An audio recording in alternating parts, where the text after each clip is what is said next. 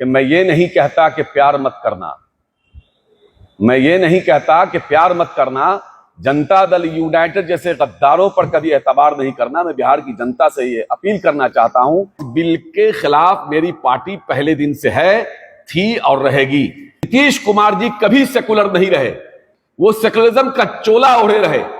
क्योंकि क्या आप अपने नेताओं को कहिए कि अपने जबान पर लगाम दे। कोई कहता है कि मौलवी मुल्ला को हम नहीं पहचानते, हमको कोई मतलब नहीं है। कोई कहता है मियां साहब हमको वोट नहीं देता है। कोई कहता है मुसलमान यादव कुशवाहा वोट नहीं देता है। नीतीश कुमार ने कभी सेकुलर थे, न है, न रहेंगे। नीतीश कुमार जी ने हमेशा कॉमनल एजेंडे का समर्थन किया। आपसे यह सवाल नहीं किया जा रहा है कि आपने क्या काम किया। 4 दिन पहले एक बहुत बड़ा झूठ बोला पार्टी कार्यालय में बैठ करके, और हद तो यह हो गई कि जब हमारे मीडिया के भाइयों ने उनसे कोई सवाल किया, एक भी सवाल का जवाब नहीं दिया। एक तो आपने संविधान का दुरुपयोग करके एक काला कानून लाने का काम किया। उसके बाद लगातार ऐसा झूठ बोल रहे हैं जिससे बिहार वासियों को, देशवासियों को गुमराह किया जा रहा है। उन्होंने ये कहा कि राष्ट्रीय जनता दल ने कोई अमेंडमेंट के लिए अपना कोई ये नहीं दिया था किसी भी तरह का, बिहार में हो या दिल्ली में हो। तो मैं ये बताना चाहता हूं, सबसे पहली बात, एक साजिश के तहत हमको रोका गया जेपीसी मेंबर बनने से। जेपीसी का जो गठन हुआ, वो उस गठन में, मैं उसके बाकी तथ्य में नहीं जाना चाहता, मैं शॉर्ट में आ रहा हूं। जेपीसी का जब गठन हुआ, उस गठन में जिसके पास 1 सदस्य थे, 2 थे, 3 थे, 4 थे, 5 थे, उनको भी डाला गया उस कमिटी में। लेकिन राष्ट्रीय जनता दल के पास दोनों सदन मिला करके 9 सदस्य हमारे हैं, लेकिन उनको सदस्य नहीं बनाया गया जेपीसी का। ये जानकर नहीं बनाया गया, क्योंकि जानते हैं कि राष्ट्रीय जनता दल का क्या विचारधारा है। राष्ट्रीय जनता दल अगर जेपीसी में रहता तो शायद इस बिल को किसी भी हाल में पास नहीं होने देता, और जेपीसी के मेंबर की हैसियत से पुरजोर तरीके से हम इस बात को रखते। लेकिन फिर भी हमारी पार्टी ने दिल्ली में हमारे राज्यसभा सांसद मनोज झा जेपीसी की कमेटी में जाकर के वहां शामिल हुए, और शामिल हो करके उन्होंने अपनी बातों को बहुत मजबूती से रखा। ये जिसका ये सबूत है, ये देख सकते हैं। ये हमारे मनोज झा जी गए थे वहां, उन्होंने अपने सारी चीजों को उन्होंने रखा, जो हमारी पार्टी को जिन जिन बिंदु पर आपत्ति थी, उन सारे बिंदुओं को उन्होंने रखा और मजबूती से रखा। और यही नहीं, पार्लियामेंट में जब बिल पेश हुआ रात के अंधेरे में, मनोज झा जी ने किस मजबूती से हमारी पार्टी के पक्ष को रखा है, वो देश ने देखा है, समाज ने देखा है। मुझे बहुत सफाई देने की जरूरत नहीं है।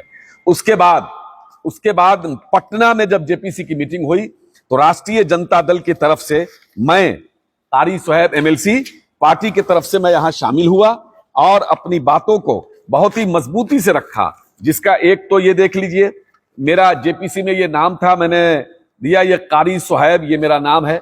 जो जेपीसी में मैंने आवेदन दिया था मेरी पार्टी ने कि हमारे तरफ से एक मेंबर जाना चाहते हैं, तो पार्टी उस जेपीसी ने बुलाया और मैं उसमें शामिल हुआ। मेरा नाम इसमें मौजूद है, आप देख सकते हैं। उसके बाद ये मैंने पूरा तकरीबन इतनी मोटी पूरी ये एक तरह से ये पूरा है जिसको मैंने जमा किया था, सारी चीजें इसमें कि किस तरह से आर्टिकल 26 का वायलेशन करके किस तरह से इस कानून को पास किया गया है। 26 का वायलेशन करके सारे चीजों को डाला गया है, किस तरह से सारी चीजों को मैंने रखा। ये देख सकते हैं आप, ये हमारी पार्टी का लेटर पैड था और इन चीजों को मैंने जेपीसी में वहां पेश किया था। सारे बिंदु यहां मौजूद है, एक एक करके आप इसको चाहेंगे तो देख सकते हैं। अब बताइए मुझे कि जिस तरह से जनता दल यूनाइटेड के लोग झूठ बोल रहे हैं, अरे झूठ भी बोल रहे हो तो कम से कम अमित शाह जी, मोदी जी की तरह बोलो, इतना हल्का झूठ क्यों बोलते हो।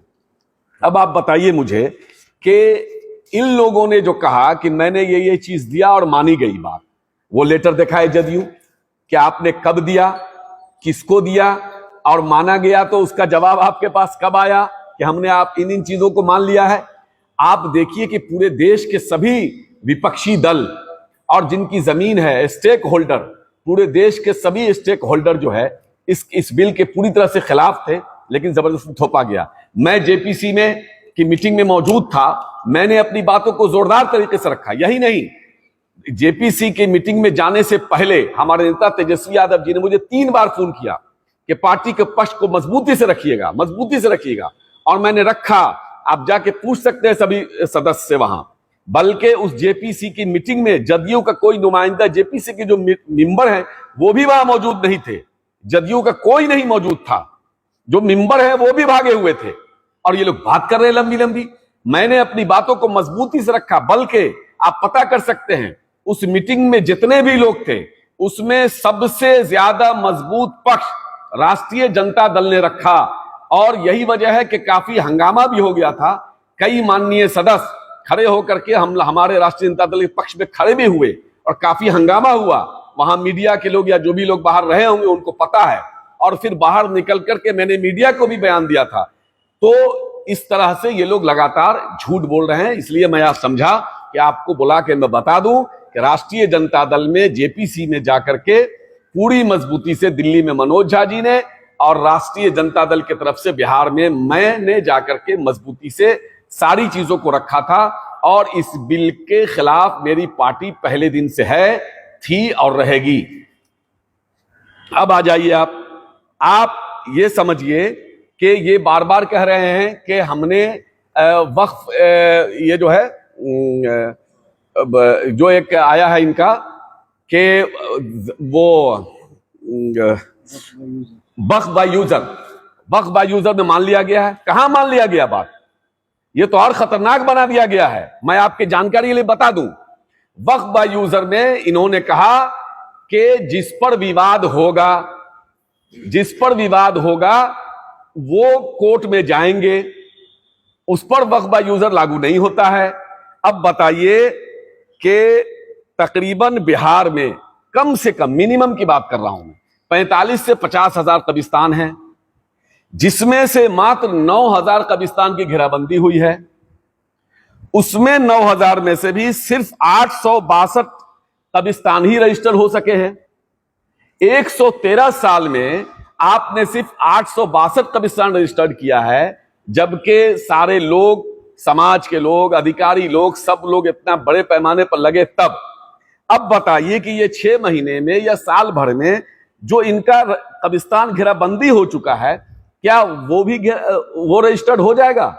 नहीं होगा। दूसरी बात कि इनका और खतरनाक वक्फ बाय यूजर और ज्यादा खतरनाक पहले से इसलिए हो गया कि जो कब्रिस्तान रजिस्टर्ड हो चुका है, अगर उस कब्रिस्तान के किसी एक कोने में, एक हिस्से में भी अगर विवाद है तो वो मेरे हाथ से गई। इसलिए गई कि भाई मुजरिम भी हम ही और कातिल भी हम ही, मुंसिफ भी और कातिल भी दोनों, ऐसा नहीं हो सकता है। सच्चर कमेटी की रिपोर्ट में यह साफ लिखा हुआ है कि पूरे देश में वक्फ की जो जमीन है उसका सबसे ज्यादा इंक्रोच जो है वो सरकार ने किया हुआ है, गवर्नमेंट ने किया हुआ है। तो अब बताइए कि उसका फैसला जो गवर्नमेंट इंक्रोच किए हुई है, जिस पर विवाद है, जिस पर केस चल रहा है, उस इंक्रोच को कौन हटाएगा?